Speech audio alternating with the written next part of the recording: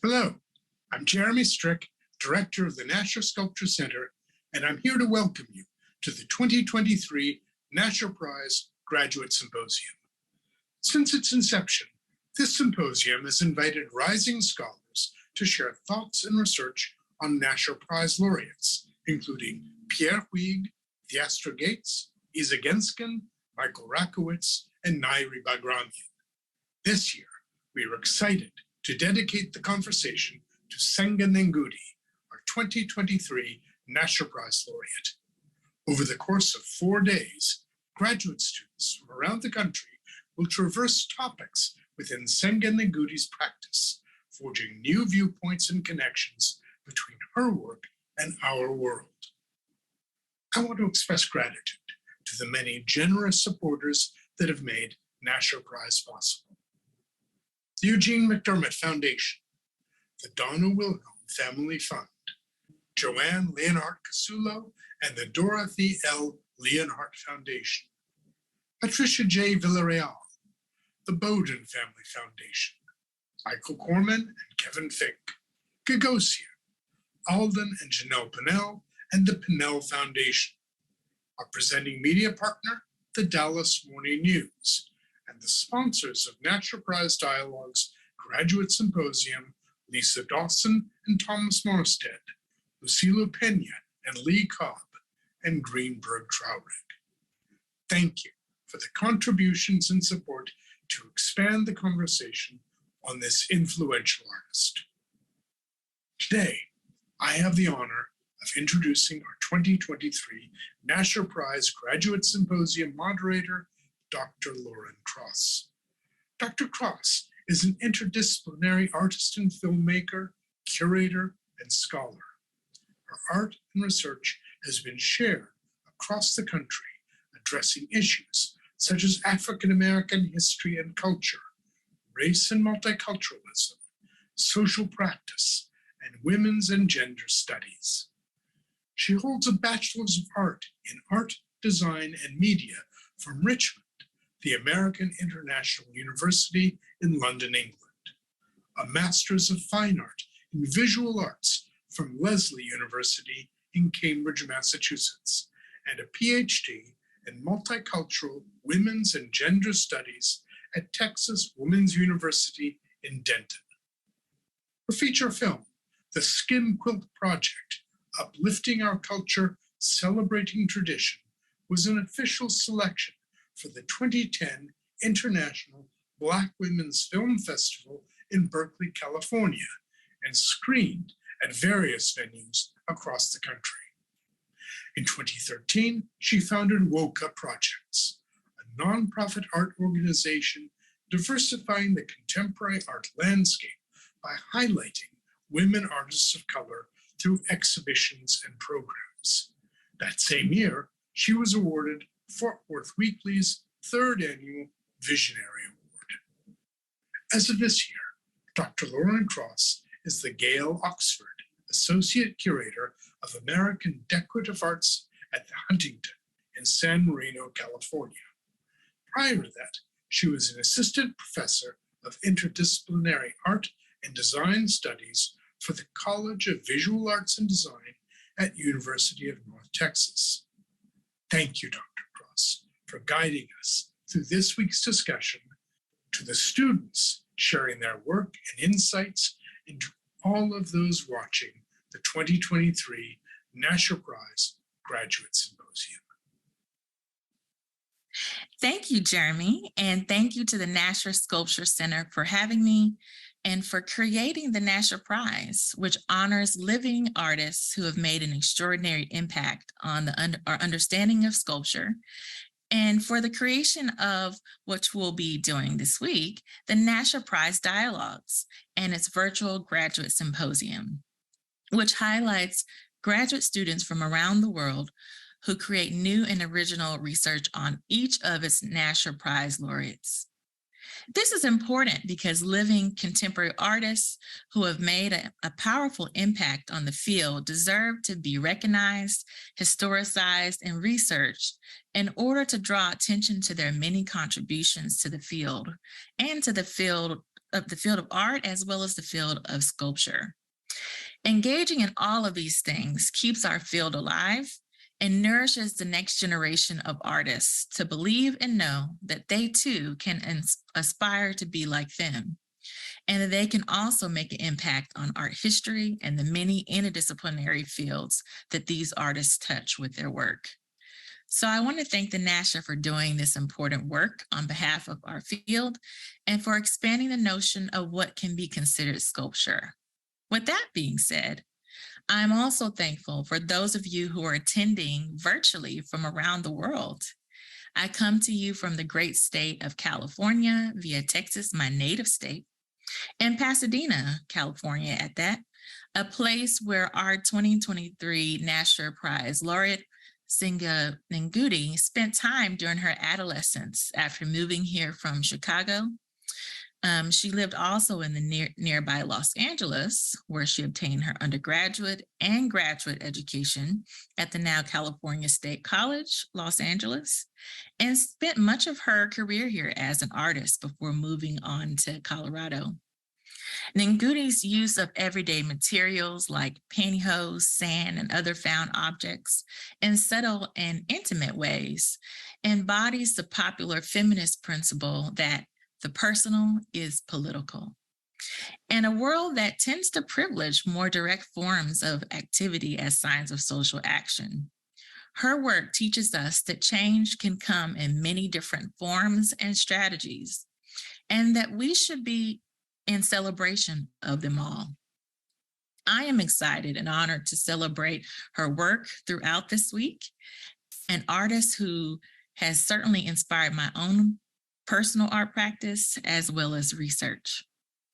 As a scholar who has studied the impact of the Black arts movement and the women's movement on women artists of color, I came to know the work of artists like Senga Nengudi while looking for inspiration to discover artists who look like me.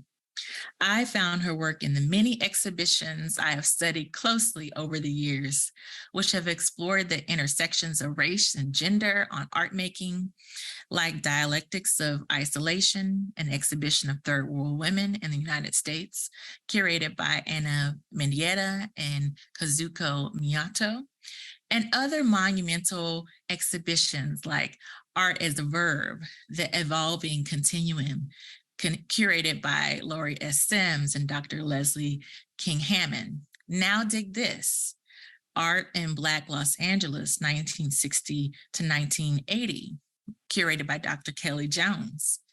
And then lastly, Radical Presence, Black Performance in Contemporary Art, curated by Valerie Cassell Oliver. And there are certainly many, many more exhibitions, accolades, and recognitions that can be named. In this series of virtual lunchtime talks this week, graduate students will explore the materiality, elasticity, performative, and collaborative nature of Nengudi's work. We will hear from 4 graduate students in particular from universities in California, the Netherlands, and Texas, whose research will expand our understanding of Nengudi's work and chart her influence and impact within history. We will end our symposium with a roundtable discussion on Friday, January 20th, with all participants, which I'll be leading, and a very exciting keynote to come from the award-winning scholar and curator, Dr. Kellie Jones, Hans Hofmann Professor of Modern Art at Columbia University. We are all certainly in for a treat, I promise you. And we hope that you will continue to tune in to hear the papers of our other participants throughout the week and stick around for the grand finale. Today, I have the pleasure of introducing our first presenter, Fabiola Carranza, a Costa Rican Canadian artist, writer, and PhD candidate at the University of California, San Diego, where she is an affiliate of the Critical Gender Studies program. Carranza is working on a monographic dissertation on the work and activism of Felicia Monteaguer Bernstein, and her art has been exhibited at Plug-in Institute for Contemporary Art, the National Gallery of Costa Rica, and many other art venues. Fabiola's paper presentation, Elasticity and Swirling Schemes, Plasticity in the work of Buddy Gillespie and Senga Nengudi, will explore the relationship of textile materials like nylon mesh in the work of Nengudi and Gillespie as important representations of the intersections of race, gender, and plasticity in art. Thank you again, everyone, for tuning in to witness this amazing series of paper presentations. And without further ado, I present to you Fabiola Crescenta. Hello, thank you, Dr. Cross, for your introduction, and thank you everyone at the Nasher for hosting us today. I join you from Joshua Tree, the territory of the Uyaviatam Marenga Yam indigenous peoples, or the Serrano and Kawija people. I will begin by introducing the title of my paper, Elasticity and Swirling Schemes, Plasticity in the work of Buddy Gillespie and Senga Nengudi. You can probably hear my little puppy in the background. I apologize if that offers an interruption occasionally. I'll try to mute him or calm him down if I can. So I'll just start reading. Thank you again. Artists have used nylon as a core substrate for work since the 1940s, often reflecting on the material's ties to the body, war, and abstraction. I propose that we recover the relationship fibers have to race and gender discourse through an exploration of the history of their production and the ties it has to war, its impact on fashion, advertising, and again, the abstraction of labor. In this way, let us connect the nylon mesh used by LA artists and Nengudi's artworks and the innovative textile-based optical illusions and special effects of early Hollywood cinema by Arnold Gillespie. Through a meditation on this artist's shared use of fiber and tornado imagery, we will attest the fluidity and versatility of plasticity as a concept to host and be hosted by art and the concepts it circulates. In Plasticity at the Dusk of Writing, philosopher Catherine Malibu writes, quote, "Plasticity refers to the spontaneous organization of fragments," end quote.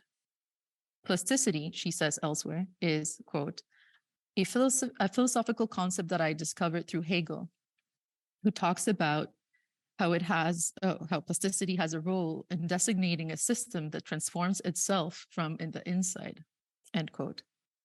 Malibu's investigation is propelled by some ongoing questions, and I quote her here. Why do such differences, such incisions, such periodic diversities, far from entirely dislocating thought, instead form the unity of our time? Why doesn't this frangibility, this divisibility of time and different types of no lead to some type of logical and historical schizophrenia or schizology, I apologize. So at the core of Malibu's writing on plasticity, there is an impulse to negotiate between temporal shifts of various histories and analysis, whether this be her own perceptual corporeal witnessing or experiencing an analysis. For example, the metaphor she uses is seeing twilight, that moment when the day is about to transform into night, and demonstrating through this analogy how her thoughts develop. Malibu's twilights offer an alternative, non-dialectic thought structure to the brain, sort of group form dialectics of reception that is capable of perceiving humans as materials too. So I'll just cue you into my first slide. And following her definition, I ask, what does it mean for sculpture to work at the point of both expansion and recovery? How does this relate to the physical qualities of an artwork, to its capacity to be plastic and elastic, like the brain? How do the plasticity of the brain and the elasticity of materials stand in relation to one another? Can we clear away or make room for new conceptualizations through art? If in the arts, plasticity has stood as a manifestation of thought into corporeal space, then material elasticity is the ability to make space take hold, or to be a pure mediality in sculpture and in thought. When an artwork breaches into the present, it brings with it an onset of synthetical and indexical registers that I argue can be continuously rethought to open new connections with ongoing future audiences. This notion of futurity is at the core of most innovation, and concepts like sublation belong to the elasticity of a material, not to its plastic sensorial apparatuses. Those apparatuses that support production, expanse, fragmentation, or rigidity. And here I'm referring to the idea that sublation is at once the ability to assimilate or process something, but also, to cancel and preserve an idea simultaneously. Bouncing between thought and form, between ontological space and corporeal disavowal, artworks, films, and cultural capital tend to find their negotiated, hyper-circulated, over-determined non-places in the world, especially in the world of art. As I will elaborate in what follows, Senga Nengudi's series, RSVP series, of nylon-based artworks is pervasive and continues precisely because it makes it impossible to sever with the past.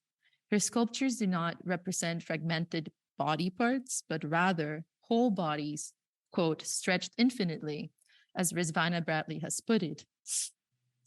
Black bodies demonstrating their impossible resistance and resilience, their feminism, while new or incoming viewers confront the work against a new backdrop or backdrops of their own present struggles.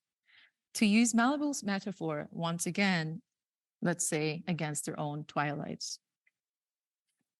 Senga Nengudi was born Sue Irons on September 18th of 1943. She was part of an avant-garde group of artists working in LA and New York from the 1960s onward.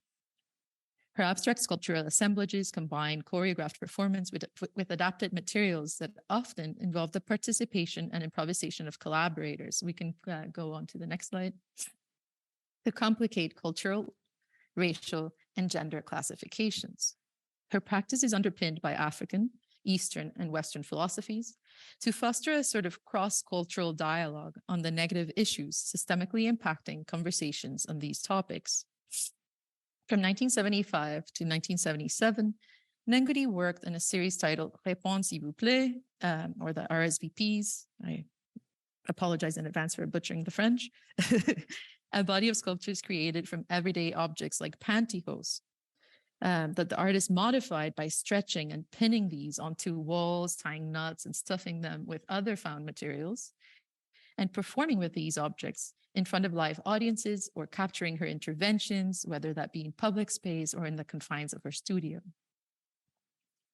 While these artworks did not originally have significant public reception in the 1970s, they have more recently been included in various survey exhibitions of either female-led abstract minimalism, Black art from LA, such as now Dig This, Art and Black Los Angeles, 1960 to 1980. The exhibition ran from 2011 to 2013, and Blues for Smoke in 2013. And also in a recent survey dedicated exclusively to the examination of contemporary artworks made of nylon called Gossamer in the UK in 2019. The inclusion of her work in such survey exhibitions attests that Nengudi's oeuvre has become a symbol of what it means to be both Black and female in America. In the essay for the exhibition, Revolution in the Making, Abstract Sculpture by Women, 1947 to 2016, held at Hauser and Wirth in LA in 2016, which included Nengudi's work, art historian and exhibition co-curator Jenny Sorkin suggests that often secluded and intense studio practices shared by artists in the exhibition kind of resulted from a certain roundness and a rejection of hard geometries compared to, and I quote her, traditional minimalism. I have to assume that by traditional, she means the minimalism donned by the artist's male counterparts, but I can't be sure. I also assume here that when Sorkin and her co-curator Paul Schimmel use the term round and biomorphic in their analysis, they do not mean the outcome of material transformations of actual living organisms or the opposite of geometrical works, as is the more habitual use of the term by art historians, as that would suggest, but rather the result of bending fibers to look alive and organic. Asymmetry and biomorphism were, wrought from uncommon and found materials. This is what they write.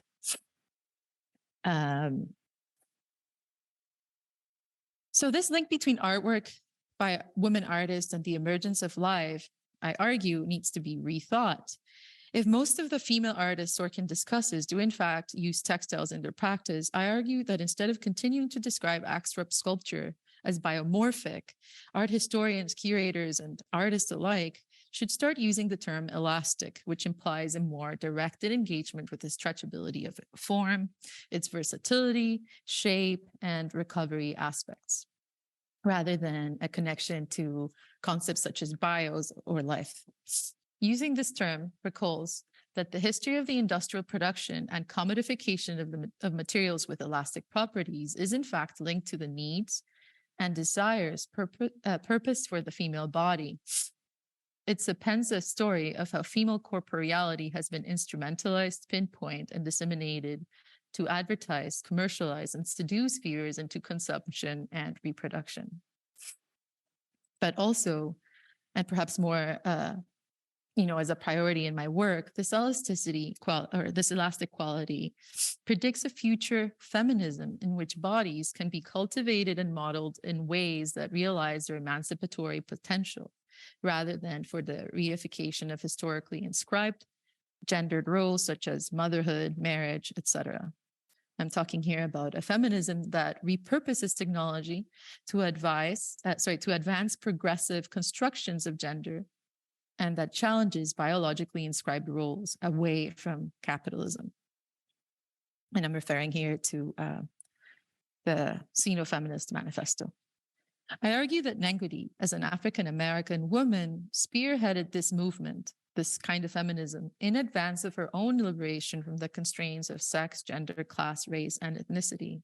Or in other words, the ways that capitalism dictated that her body ought to be exploited, refined, or defined. When Sorkin and Schimmel use the term biomorphic, they narrow the purview of artwork made by artists included in their exhibition who, like Nengudi, are also using nylon or other fibers, so that their work is read only in relation to their biological bodies and their roles perhaps as mothers. In the exhibition, Sorkin reads Nengudi's assemblages as indexically female, even if they can be manipulated. And Sorkin writes, quote, pinned to the wall and carefully stretched across corners and walls, Nengudi creates installations of hanging stolen shapes that resemble intimate parts of the female body, such as breasts, bellies, and genitalia, and their potential mutability. This is interesting. There is an indexical quality of the work, a shadow of the body itself, fragmenting the female form with intimations of sexual violence, in which the legs are splayed, spread, and pinned. I believe this reading forecloses the potential for wider gender discourse about the work and takes some of the core manipulable qualities of the material away from the artist's responsibilities and her abilities as a producer. The term elasticity, on the other hand, phases onto both the industrial systems and social processes that gave rise to and popularized synthetic fibers. Elasticity in this context implies an awareness of the regulatory distributive powers that converge and gain from trading in anything female, but it also could imply how femininity can be attained through bodily manipulation. And in addition, and in relation to Western philosophical studies of plasticity, elasticity also refers to the concept of fluidity. If we were to limit our reading of Nengudi's work to the term biomorphic, we advance the further capitalization of the mother figure. The question is here, to me, we do this to what end? I understand that the use of the term biomorphic in art history goes beyond Sorkin and Schimmel, and that it has a trajectory in the discourse that I really think should be reevaluated. Anyhow, in the seminal history of advertising, titled Captains of Consciousness from 1976, Edward Ewan reports that psychologically charged advertising became the status quo in the 1970s. He also explains that, quote, young people and their mothers are the social principles of the consumer ethic, end quote. Within the consumerist circuit, then, the figure of the mother can just as easily be co-opted and repurposed as an image of a young girl. I believe Nengudi is aware of this. So rather than dwell on the singularity of her own experience as a mother in her sculptures, she puts elasticity towards a new, or at least a more complex aim, that of bodily manipulation. In her catalog contribution Stretched Infinitely, for Nengudi's exhibition at the Backroom Gallery, Rizvana Bradley comes closer to my interpretation of Nengudi's artwork than anyone else, I believe, whom I've read. Bradley insists that we cannot distinguish Black from nude skin in Nengudi's sculptures. If we can go on to the next slide. Thank you. The strange mesh of blackness, she calls it, the strange mesh of blackness. Bradley argues that for Nengudi, the body is infinitely supple materiality. In Nengudi's work, the Black body is thought of as a grammar for practice and the eschatology of form. Bradley calls this place the place where, quote, the broken life of difficult things is reposed and revalued. Nengudi's artworks are seductive precisely because they are never fragmented, I argue. In her sculptures, the body's limbs are stretched and serialized, not cut or severed. And in this serialization, one gesture gives way to another gesture for as long as the artist deems or has deemed that trajectory worth her while during the performances that she orchestrates or the multiplicity of the works. Bradley writes, quote, Nengudi labors through a profoundly textured optical illusion, investing her materials with the capacity for bodily meaning. Using found objects, she messes with the signifying capacities of skin and flesh, figure and ground, end quote. I understand this optical illusion as Nengudi's absorption and manipulation of the material's elastic qualities. For Bradley, Nengudi maps this crucial relation between the body reduced to objectification and the commodity form, a thematic that relates profoundly to the commodification of Black bodily life. Unlike the body in pieces of modernist display, Nengudi's bodies exist as continuous living corporalities, complicating thought and art precisely because they show Black experience in absence of an outside. Malibu argues that plasticity is a form of alterity without transcendence. And she explains this concept saying, quote, on the one hand, plasticity means to be susceptible to changes of form or to be malleable. Clay in the sense could be plastic. And on the other hand, it means having the power to bestow form, as in the expression plastic surgeon or plastic art, understood as the art of modeling in the arts of sculpture and or ceramics. Plasticity describes the nature of that which is plastic, being at once capable of receiving and of giving form. Nengudi's works are plastic in this dual sense of the term. They render the possibility of affirmation of alterity when the other is absent. They render the structural manipulation of the nylon mesh within the confines of the mesh itself. In her work, Bradley claims that we encounter the body as pure mediality, gesturing towards a radical openness. Bradley calls this skins infinitely splayed, and I concur. Let's go on to the next slide. Thank you. In this still image that Senga Nengudi's friend Ken Patterson shot during a staging of Performance with Pantyhose, we see Nengudi cloaked under a skirt interacting with one of her signature nylon mesh sculptures. Inside the studio that she used to share with David Hammons and a few other artists, she seems to pull a pair of used stockings stuffed at the feet with sand and rose petals and pin up onto the wall on one end. The photograph itself is exquisitely composed, I believe. Here, every element of the frame sort of activates the relationship between the figure, the object, and the viewer's gaze. Even the shadow of the sculpture seems to bounce back at the viewer, suggesting a kind of further interplay. And that this is, in fact, this is suggesting to us that this is, in fact, a subject in action.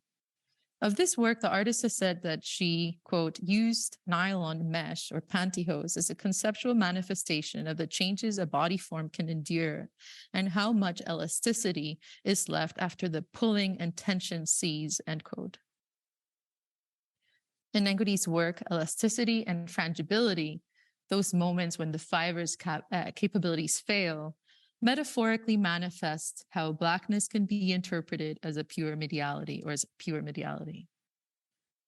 In her brief essay for the catalog exhibition Topologies, let's go on to the next slide, held at the Lenbachhaus in Munich and at the Museo de Arte in Sao Paulo, Linda Good Bryan writes that Nengudi's RSVP series, quote, resembled female and male bodies with the sock suggesting female breasts or male scrotums, depending on the viewing angle.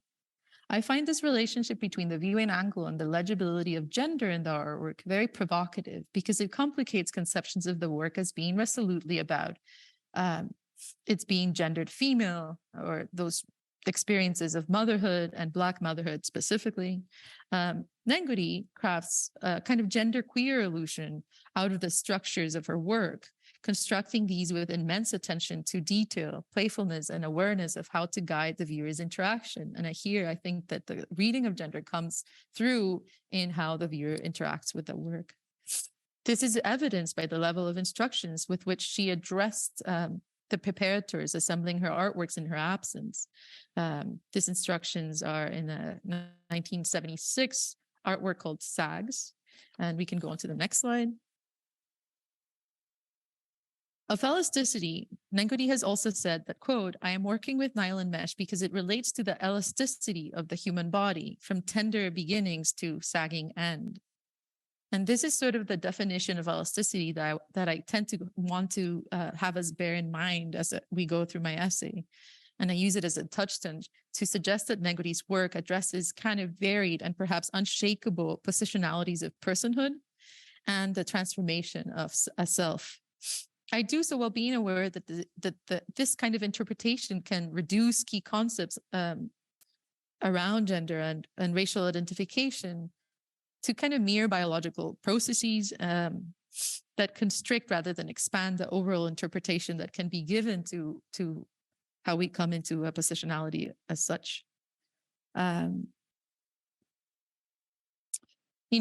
worry that in reading Nengudi's work as being work made, by somebody who, in their life was a mother too, or who is Black, that we kind of limit the ability of the viewer to relate to the work beyond their ability to identify with it. Anyhow, in this image that you see up on screen, this is a sketch that she provided for the preparators, and it shows a kind of rudimentary but a kind of clear illustration of 3 sets of pantyhose or hosiery attached to a wall. And these are to be attached with nails and interspersed from one another at varying intervals. Nengudi proposes the use of string to hold each set of nylon ties apart, and she signs off her message to the art installers by saying to them, quote, break a leg, end quote. The way she plays with the spelling of the word at the top of the slide, where it says, this is a relatively new piece, and she spells that K-N-E-W, new piece. The way she plays with the spelling of the word new in her note exemplifies the kind of humorous attitude that Nengudi adopts when she suggests new, N-E-W, new engagements with material. And only when, that new engagements with material can only emerge from what we already know about materials themselves. So break a leg, she says to the preparators, well, 3 sets of hollowed legs are pinned onto the wall. Nengudi's titling is funny and smart, and it kind of sets a precedent for new and known feminist encounters. Her engagement with language should be no surprise once we learn that she also produced a parallel body of work as a poet, publishing her work under the pseudonym Lila Bia Moore. Nengudi has said that she uses poetry as a reference for her artworks. And this interplay of word and image schematizes some of the conditions and ideas she catalyzes in the visual artwork.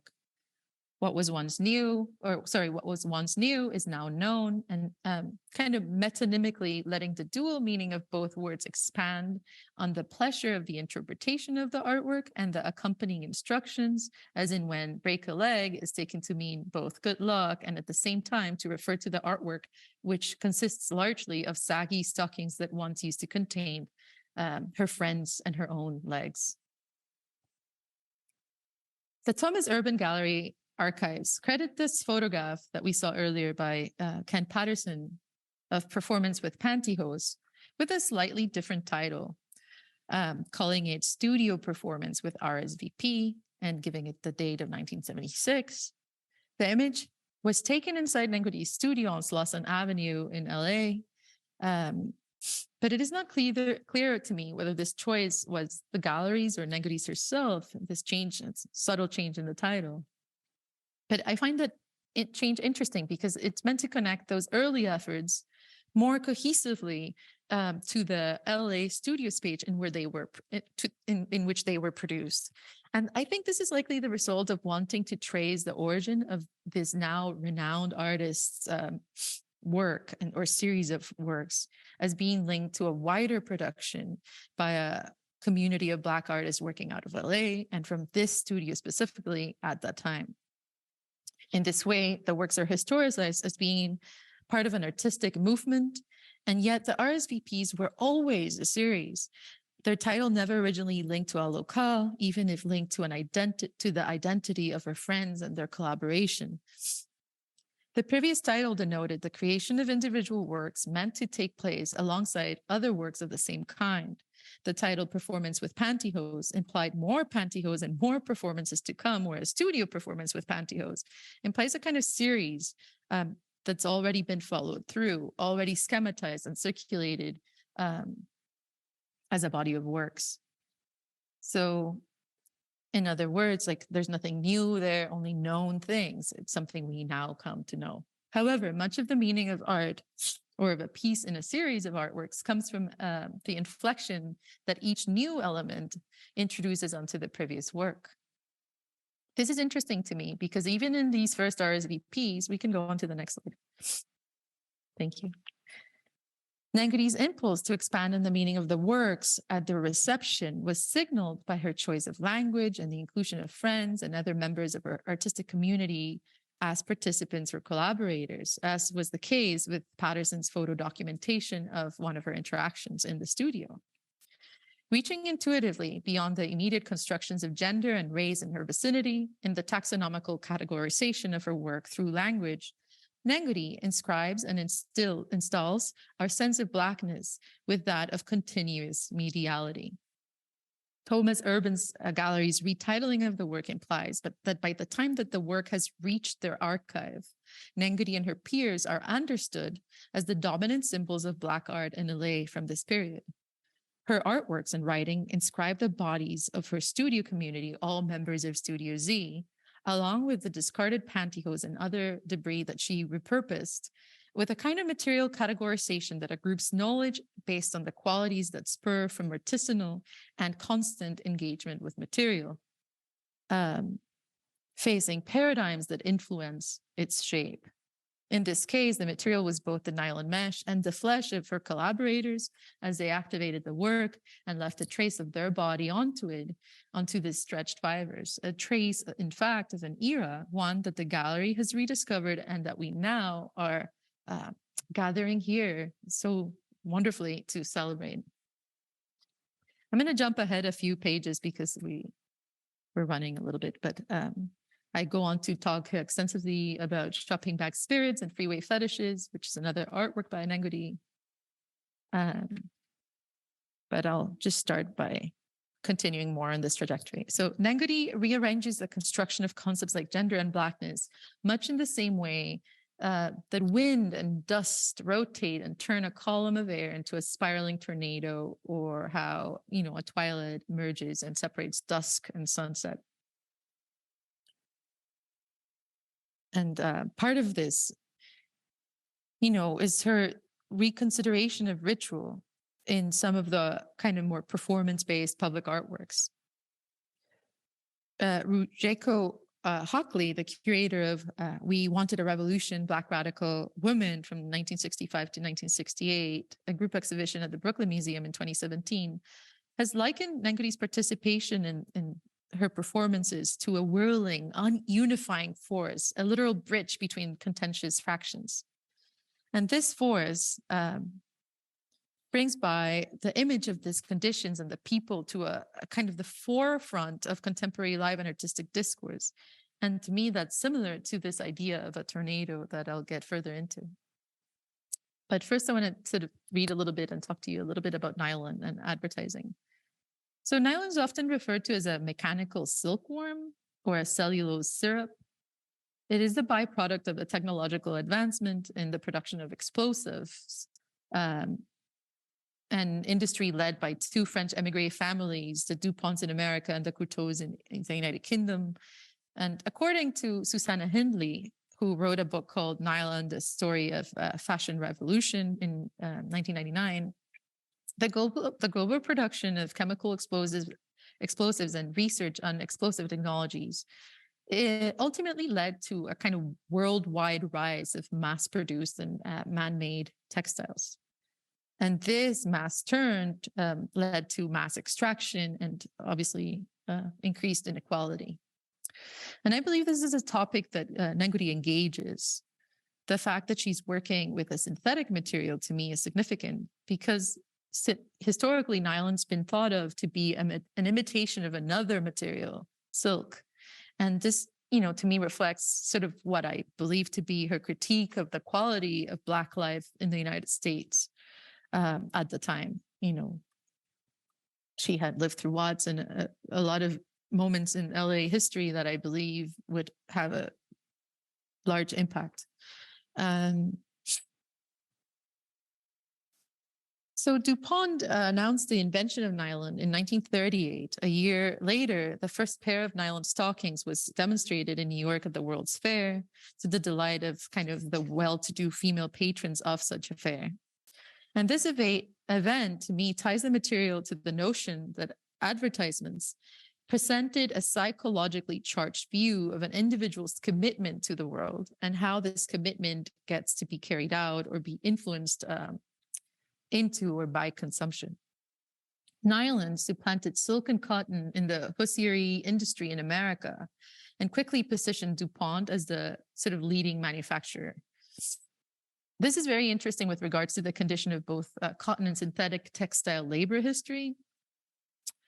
For example, it was a group of garment cutters who first founded the labor unionizing body, the Holy Order of the Knights of Labor, on November of 25th of 1869. By 1876, a long time earlier, they had already established 85 local assemblies of textile workers' unions. And regardless of the similar uses given to both materials, synthetics in comparison to cotton and silk and linen fell short in understanding the processes for manufacturing natural fibers. A large number of workers within the textile union were employed making carpets, upholstery, lace curtains, and dyeing natural textiles. The Knights of Labor had wide membership, over 750,000 workers by 1886. And it is important to note in the context of this essay that many of the members of this union were women and African Americans.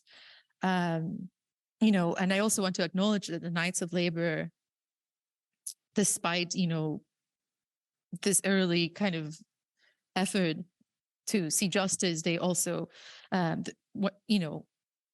and supported the Chinese Exclusionary Act later on, which is, obviously had a huge impact in the history of the United States and Chinese Americans.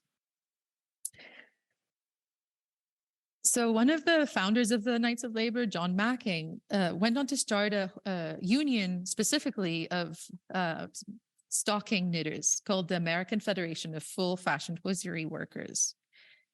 And as heirs to the ideology and activism of the Knights of Labor, the Kensington hosiery workers who Mackin gathered in Philadelphia between the two world wars were at the forefront of the establishment of the Congress of Industrial Organization, the CIO, or the group organized by large numbers of Black workers into unions for the first time. And this is the kind of earliest example that we have or development of feminist labor movements in the United States.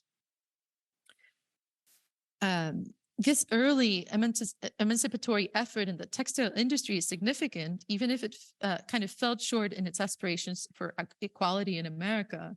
The struggle for the rights of women is worthy of further analysis in how it relates to textile production. Alice Nelson Kreckman, for example, who was a female worker at a factory, said she got, the sense that she got in her day job or from her worker status at a place called the Brown Hosiery Mill was something rewarding to her and something that she took great pride in, knowing how, knowing how the stockings were actually made.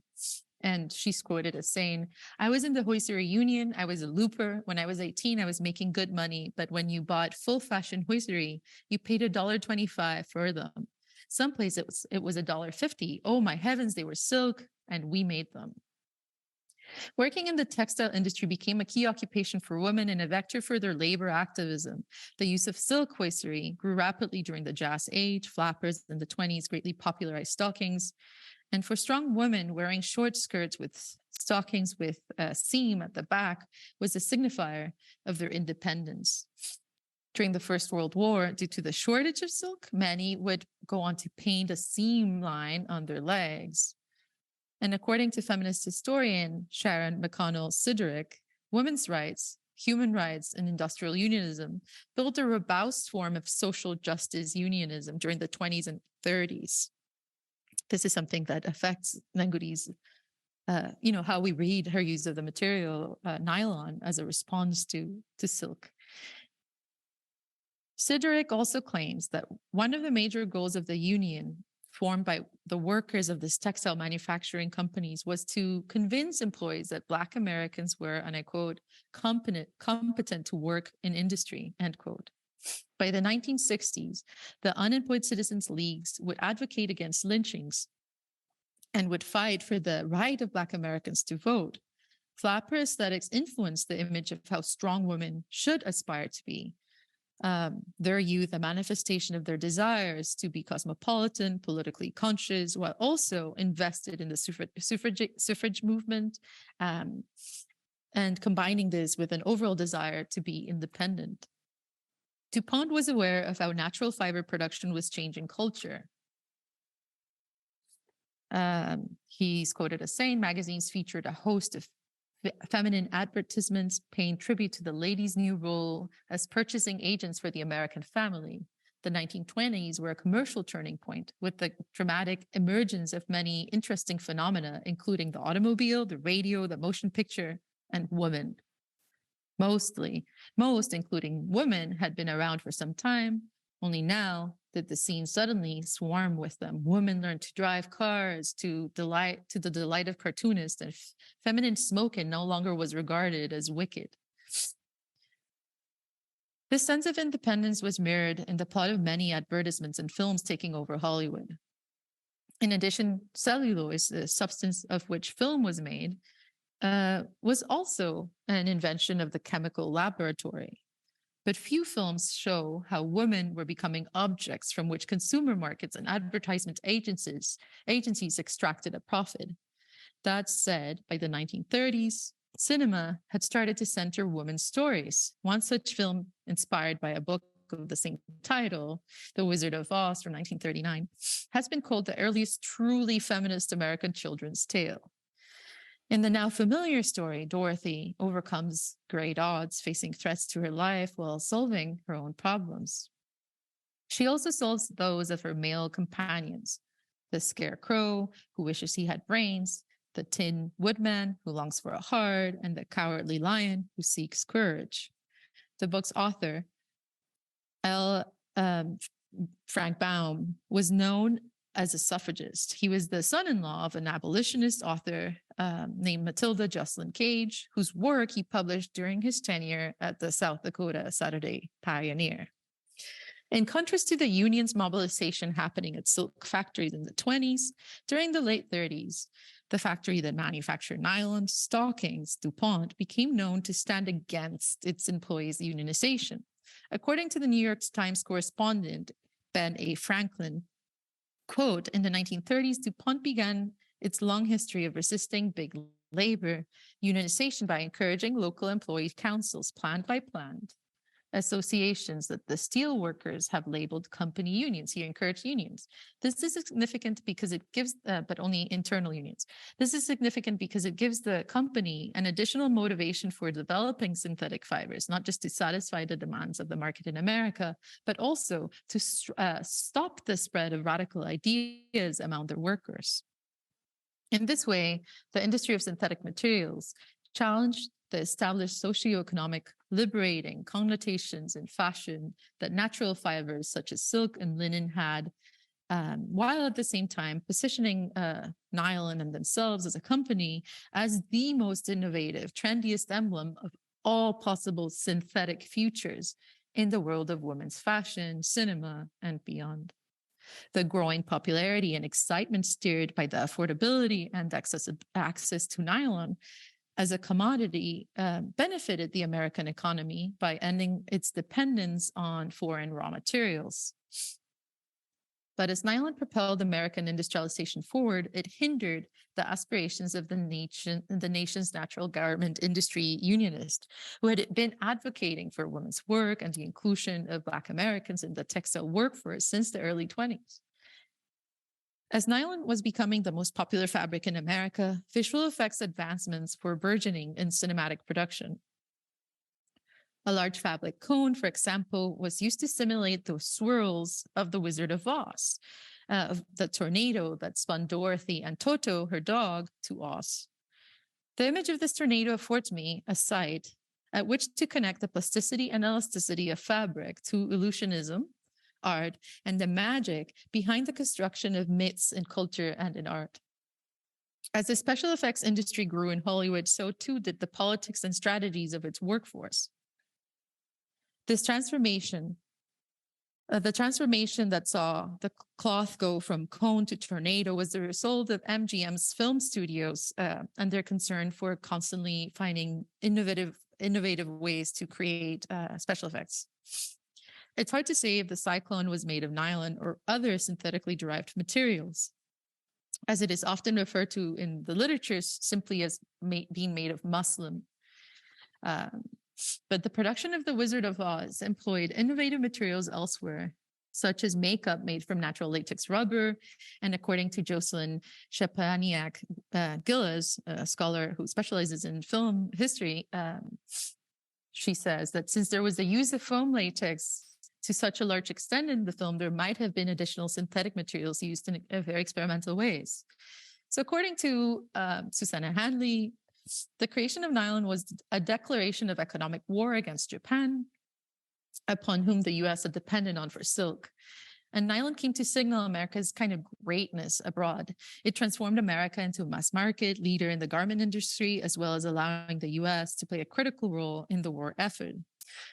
Through advertising and its different methods for garment production, nylon transformed the lives of women and workers, and it set a fast pace and ushered in this kind of incessant renewal that the fashion and entertainment industries continue to demand and uphold. At the same time, the seductiveness inspired by the material was carried on the contour of women's bodies, on their legs, but unfortunately, it contributed little to their liberation. And I think this is interesting when looking at the film, but also at Nengudi's work. I go on to talk extensively about different sort of video advertisements, but I'll have to jump ahead a little bit.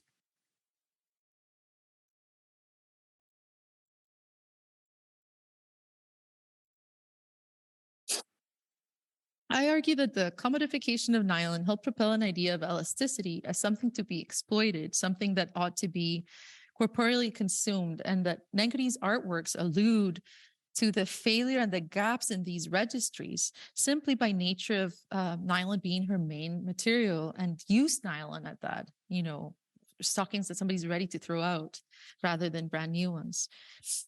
And in showing viewers how this material's elasticity has been tested and how it sometimes fails, Nengudi sort of expands the reading that one can give to the material.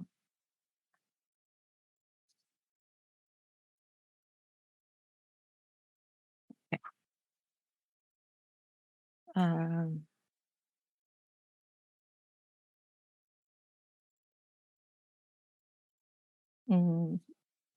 Apologies, I have to find my place again. The domestic everyday use of chemically engineered fibers as stand-ins for silk and other natural textiles led to the public understanding and the eventual acceptance of these materials as somehow being artificial materials or counterfeit or copies of the authentic or natural ways of making textiles, even though man-made fiber manufacture has little or nothing in common with any existing modes of harnessing natural fibers simply by nature of it being a wearable form. And I find this idea or this notion of artificiality really interesting in relation to thinking through plasticity and transformation. While critiquing the history of the materials incorporation may not have been part of Nengudi's original conceptualization for the RSVPs, her repurposing of discarded material and her use of liminal spaces to reflect on how art can adapt and repurpose industrial waste, leftover, abandoned public infrastructure, and past eras towards more playful and immediate projections is interesting. Advertising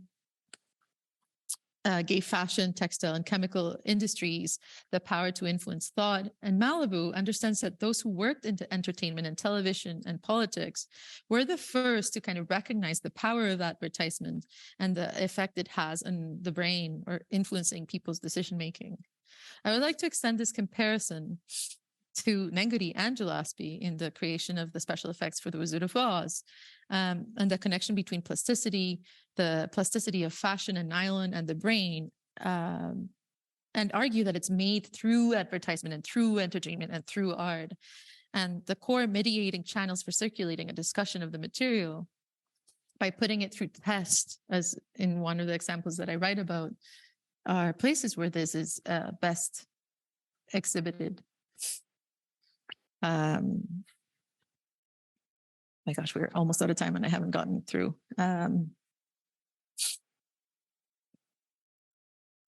Let's go on to the next slide. I apologize for kind of proceed. By the late 70s, ads for pantyhose designated to match black and brown skin tones were being printed in Ebony magazine. These nylons were being sold under the premise that they were designed to help those affected by the exclusion of brown and black flesh tones from the market. Ebony magazine sought to promote advertisements of Black people in self-affirming ways. And the slogans that accompanied these ads read, "Sugar and spice, pantyhose, we made them just for you." And they showed a triad of Black women, each dressed in for a different occasion, their legs kind of shiny and prominently displayed to accompany broad smiles, gazes directed straight at the camera. So I don't know if Nengudi was aware of the existence of these advertisements, but I think this is important to kind of contextualize her use of nylon in the same time period. So it's a twister. The Wizard of Oz, the special effects coordinator, Bossy Gillespie, achieved the visual effect of the tornado by attaching a 5-foot tall conical textile tube resembling a kind of orange windsock to a used gauge wind speed at the kind that they use at airports, attaching that to a gantry and a rod. And this simulates this kind of swirl that we see in the film. And I find it interesting that in his book, Algene Harmes talks and discusses to a great extent how in order to get the material to spin properly, they had a lot of trial and error, but they had to put a person inside and have this person, kind of push the cone around. And in his own words, the person who was put in this cone says, I was small, so they put me inside the cyclone. The men who were lacing the wire would poke their heads inside the muslin, and I would poke them out again. It was a pretty uncomfortable thing to do when we reached the narrow part of the cyclone at the bottom. You know, meteorologists have argued that some of the footage from the Wizard of Oz of a cyclone looks more like real life than most of the actual footage of cyclones out there. So that's interesting that the illusion sort of like still conjures a tornado for us more than actual footage of seeing a cyclone in the wilderness. I'm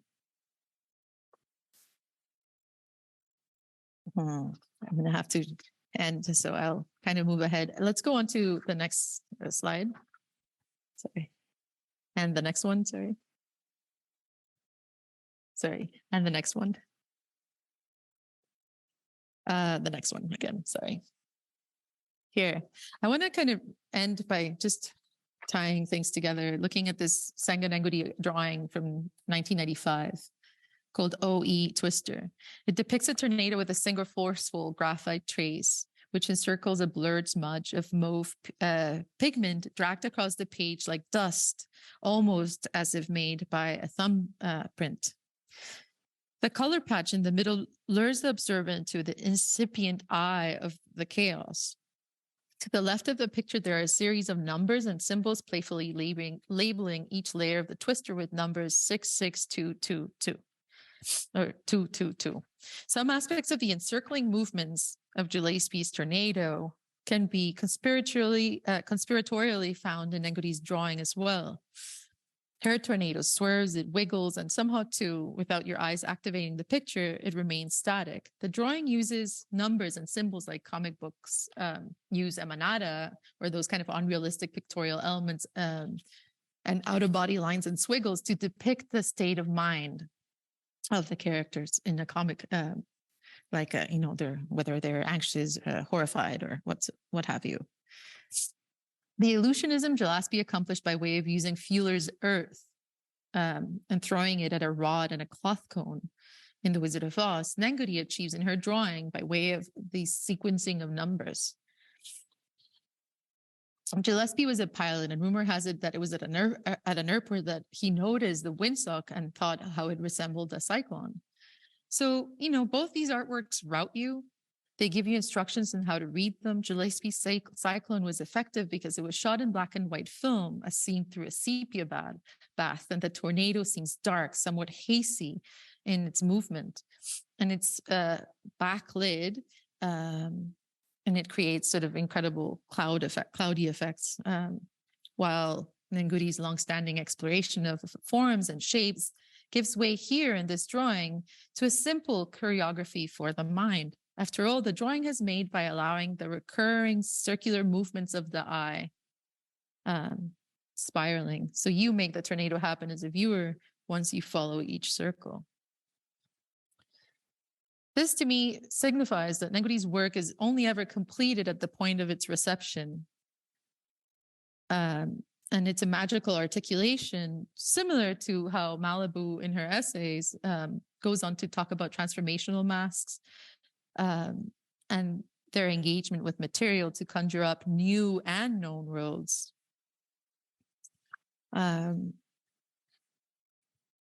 Sorry, I didn't realize it would take me so long to read today. Okay.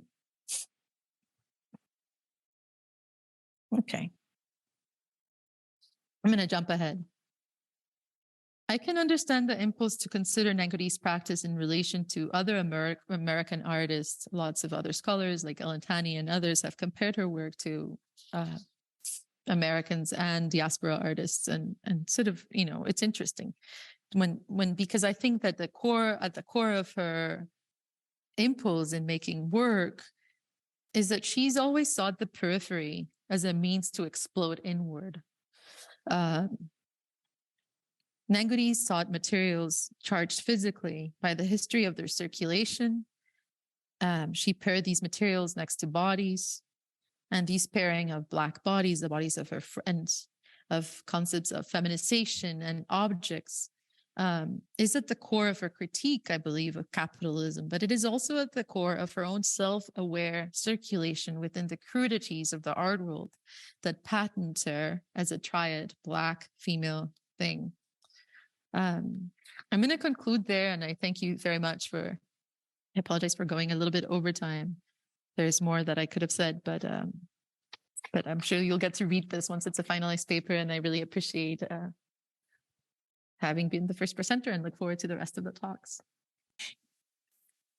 Thank you, Fabiola, for that amazing presentation and for drawing our attention to the importance of elasticity in Senga Nengudi's work, from its materiality in the use of nylon mesh and its representation of the human experience, and more profoundly for helping us to consider the transformative qualities of what it means to have elasticity in the present in art and modeled from many points of view. Well, that concludes our program for today and the first installment of our 4-day symposium. Tomorrow, we will hear from Lydia Ferreira from the University of California, Los Angeles, and Abril Cisneros Ramirez from Leiden University in the Netherlands. Both presentations will explore remaking and resiliency in Senga Nengudi's work. And we hope that you have enjoyed today's program. And please do join us tomorrow and the rest of this week to hear more original research exploring the work of our 2023 Nasher Prize laureate, Senga Nengudi. Thank you, and we will see you again tomorrow.